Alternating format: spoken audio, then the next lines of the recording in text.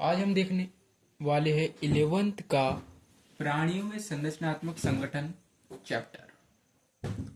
ये बायोलॉजी का चैप्टर है। और सबसे पहले मैं बता दूं कि यहाँ पे सिर्फ मेंढक के अंग तंत्र एवं मेंढक के बारे में ही पढ़ रहा है। तो इस चैप्टर में इस लाइन में मैंने देखा हूँ कि इस जो पेज में है इसमें सिर्फ कोई लाइन जो है ज़्यादा इम्पोर्टेंट नहीं है, मैंने पहले से पढ़ चुकी है और आज पूरा एकदम वन शॉट में कवर होने वाला है। तो यहाँ में से आप डरने की कोई बात नहीं है, यहाँ में से कुछ भी चीज़ नहीं पूछी जाएगी। यहाँ पे है सबसे मेन लाइन ये वाली है कि ये मेंढक के बारे में नहीं है, ये हमारे बारे में है कि हृदय जो होता है ऊतक, 4 ऊतकों से मिलकर बना है। उपकला, संयोजी, पेशी और तंत्रिकी ऊतक। याद कर लो, उपकला को याद करने थोड़ी दिक्कत होगी, बस संयोजी, पेशी एवं तंत्री ऊतक, संयोजी, पेशी एवं तंत्री ऊतक, और लास्ट में याद रख लेना उपकला। साथ में बोलिए, संयोजी, पेशी, तंत्री ऊतक एवं उपकला। नेक्स्ट यहाँ में से फिर कोई वही मेंढक के बारे में बताया गया है कि मेंढक जो होता है ये होता है, ठीक नहीं, मेंढक के बारे में नहीं है ये लाइन। यहाँ पे बोला है कि हम मेंढक की शारीर और आकारिकी के संगठन एवं क्रियात्मक के बारे में जानकारी प्राप्त करेंगे। ठीक है, यहाँ पे थोड़ी मिस्टेक हो गई, बोलने में गलती कर देना, माफ कर देना। ठीक है, यहाँ पे अब देखते हैं हम मेंढक के मेन चीज, मेंढक के बारे में लिखा है। यहाँ से क्वेश्चन बनेगा कि मेंढक जो होता है कौन से वर्ग से संबंधित है। तो मेंढक एम्फिया वर्ग से संबंधित है। मेंढक ऐसा प्राणी होता है जो मीठे जल तथा धरती दोनों में निवास कर सकता है। मेंढक एम्फिया वर्ग से संबंधित है, यही बात खत्म करो। इसके बाद हम देख सकते हैं इसका ताप स्थिर कभी नहीं रहता है ना, कभी भी इसको अपन आके रख देंगे, अपन 1 घंटे बाद आके देखेंगे तो उसका ताप स्थिर नहीं रहेगा। अगर हमने किसी मेंढक को ला लिए, उसको रख दिए, उसका तापमान है 20 डिग्री और 1 घंटे बाद आके देखे तो उसका तापमान हो जाएगा 23 से 24 डिग्री। कम भी हो सकता है, ज़्यादा भी सकता है। तो मतलब ये लाइन मैं यही समझने की कोशिश कर रहा हूँ कि इसका शरीर जो का ताप स्थिर नहीं रहता।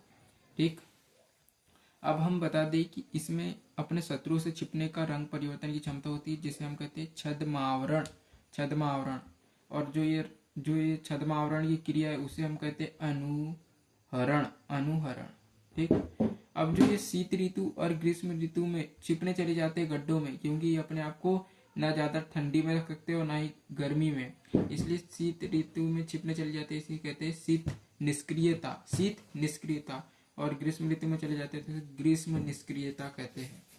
इसमें से यहाँ से क्वेश्चन बन सकता है कि जो मेंढक है कौन से वर्ग से संबंधित है। तो एम्फीबिया वर्ग से संबंधित, इसका जो वैज्ञानिक नाम है राना टिग्रीना। वन शॉट है ये एकदम, और इसके अलावा कुछ और नहीं पूछा जाएगा।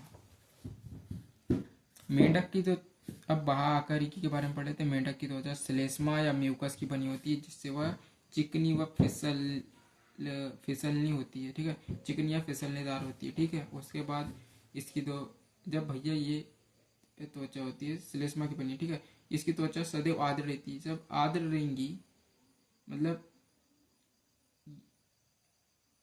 माफ कर देना, इसकी त्वचा जो आर्द्र रहती है। मेंढक की ऊपरी धानी हरे रंग की होती है, मतलब ये जो मेंढक है ये इसका ऊपरी धानी हरे रंग की है और निचला जो हिस्सा है पीले रंग का है। ठीक है, ओके, पीले रंग का होता है। मेंढक कभी पानी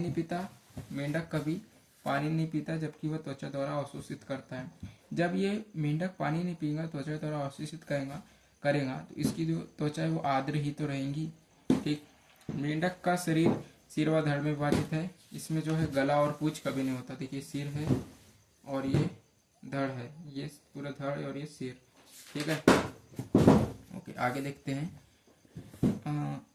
ठीक है, यहाँ में से आप ये बात याद रख लेना कि आंख बाहर की ओर होती है मेंढक की, निमेषक पटल द्वारा ढकी होती है इसकी आंख, मतलब अपनी आंखों को बचाने के लिए इसमें एक निमेषक पटल द्वारा एक जो होती है बाहरी झिल्ली होती है, समझ जाओ, है ना, निमेषक पटल। ओके, फिर क्वेश्चन आ सकता है कि जो इसके कान है इसे क्या कहते हैं। तो इसे कहते हैं कर्णपटल या टिम्पेनम। ठीक है, कर्णपटल। कान भी हो गए, आग भी हो गए। और बात कर ले अपन, इसमें पश्चपाद होता है और अग्रपाद होता है। अब मैं आपको थोड़ी सी जानकारी दे देता हूँ। ये जो अग्रपाद है, ये इसमें 4 उंगलियां पाई जाती है और अग्रपाद में पाया जाता है मेथुनांग नामक एक अंग पाया जाता है, जिससे वह मादा मेंढक को पकड़ता है। और पश्चपाद में पाई जाती है 5 उंगलियां, और ये पश्चपाद आकार में मतलब लंबाई में थोड़े लंबे होते हैं। ठीक है, ये बात यहाँ से याद रख लेना, और इसमें कुछ और मेन चीज नहीं है।